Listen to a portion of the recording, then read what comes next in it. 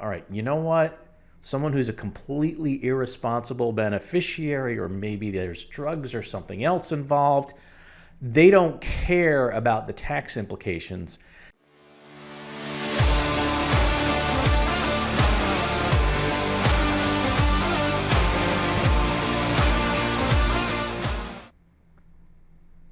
Hi, this is Jeff Marsace, the Plain English Attorney, and I'd like to go over something that a lot of my clients kind of bring up, usually as we're going through the trust planning phase and we get to funding and we're talking about goals, and it's on gifting. Now, before I get to that, if you enjoy this material, please hit like, subscribe so that we make sure you're getting notifications, turn on the notifications so you know when we've got new information that's coming up.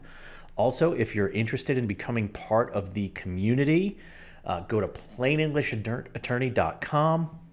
We have a special Plain English Attorney series, which is all of our meant for the public paid courses, but also you get exclusive webinars and 24/7 access to all of these different courses, and you can make comments in the community and we check on that. If there are questions, we do our best to answer them. And again, these webinars you're going to get to, you can't get anywhere else except in this exclusive community. All right, so let's talk about gifting, because I often hear, well, I want to give money. Usually it's not the kids as much as it is the grandkids, but sometimes it is their children. I want to give them money. We want to start saving money for them, and usually the big thing is it's for education. All right, so what does everybody jump to? Oh, 529 plans. These are the greatest things. And well, you've got to check your individual state to see what the actual tax benefits are.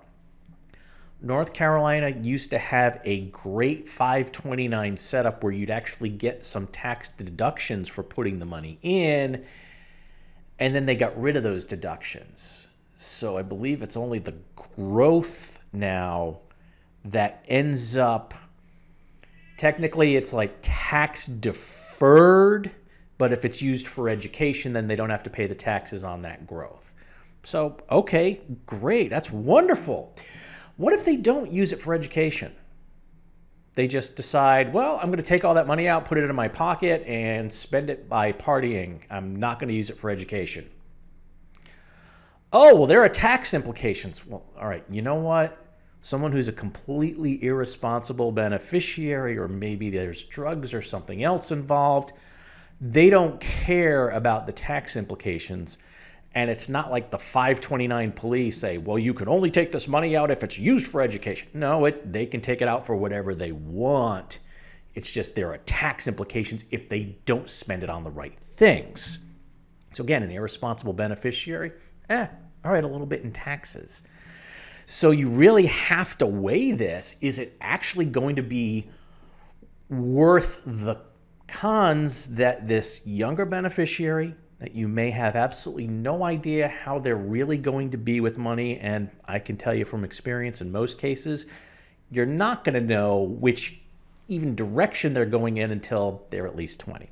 That's honestly just the way it is. I've had clients, oh, my 7-year-old daughter, she spends everything. But my son, oh, he actually has Excel spreadsheets and he keeps track of everything and he checks the bank statements and makes sure they're not cheating him out on interest. And he's 9. Well, the son he gets into his teenage years and suddenly he's totally off the rails. Meanwhile, the daughter turns around and now she becomes responsible by the time she goes away to college. We just don't know. So, okay, 529s sound great and it's the default, but look, you don't necessarily know what they're going to do with the money. It's actually even worse with the second example, custodial accounts. Oh, I'm just going to put money in this custodial account. We've got 4 grandchildren. They each have their own account. We put the same amount in each year for each child, and when they turn 18 or 21 or whatever the particular bank custodial program has, It'll be theirs, and they're going to use it for education. Again, now there's not even that big tax hit they would get for deferred growth. It's just theirs. There is nothing saying that it has to be used for education. Nothing. So custodial accounts, in that sense, it's even worse because they don't even have the tax disincentive. All right, well, what about educational trusts? Now look, I'm an estate planning attorney. We use trusts for a lot of different purposes.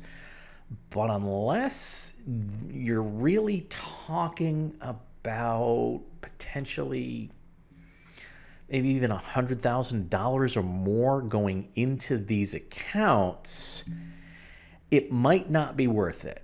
Now, when is it worth it? Well, yeah, it's when it's a lot of money that's going to be built up over time, and my clients want to get those gifts off their balance sheet. It's a completed gift. It needs to go into the trust, and we're going to have a separate trustee. Maybe it's the grandchild's parent. They can be the trustee. And now they can use it for whatever purposes they deem necessary, and typically we'll put into those types of educational trusts. At 40, they get it no matter what.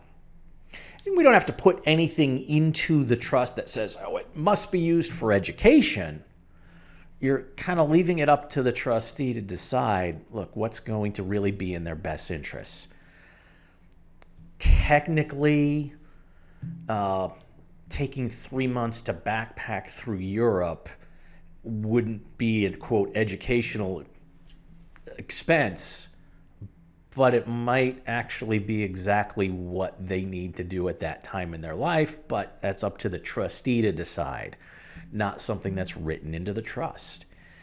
So these educational trusts can be very valuable if you're talking about large sums of money. What if you're not? And in a lot of cases, for my clients, they don't even want to get the money necessarily off their books. It's not, oh, wait, we've got an estate tax problem because, well, in this year it's $12.06 million. That's exempt from estate taxes, and it's only what's above that. Not a lot of my clients have that much money or are projected to have that much money. So what do? All right. It kind of comes down to accounting.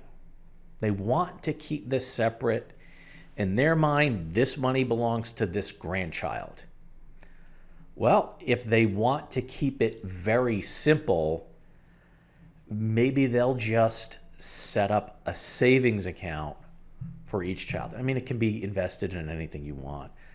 However, if you've got a revocable living trust and you want those accounts in the name of the trust, so your trustee takes over them, but you know in your mind, okay, that's the money for that grandchild. So each of those 4 grandchildren has their own savings account, and you're just putting the money in each year or, every 6 months or whatever.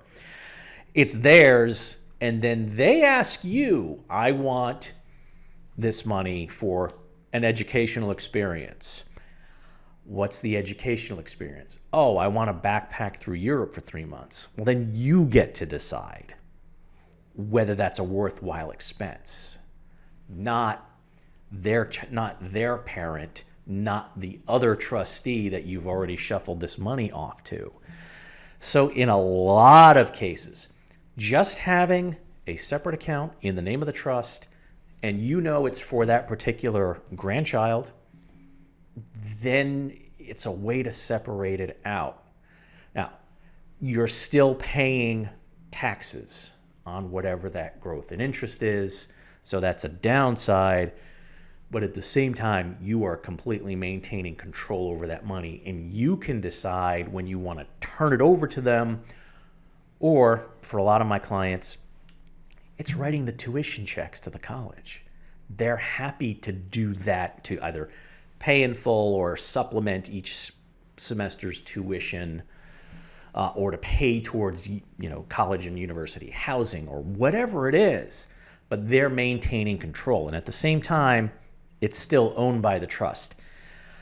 Another thing to really then button this up is somewhere in the trust, it's going to list, yes, this account is to go to this grandchild when I've passed on, or for a couple when both of us have passed on.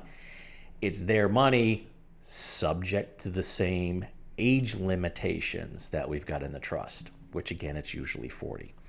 So I hope you found that information on gifting useful.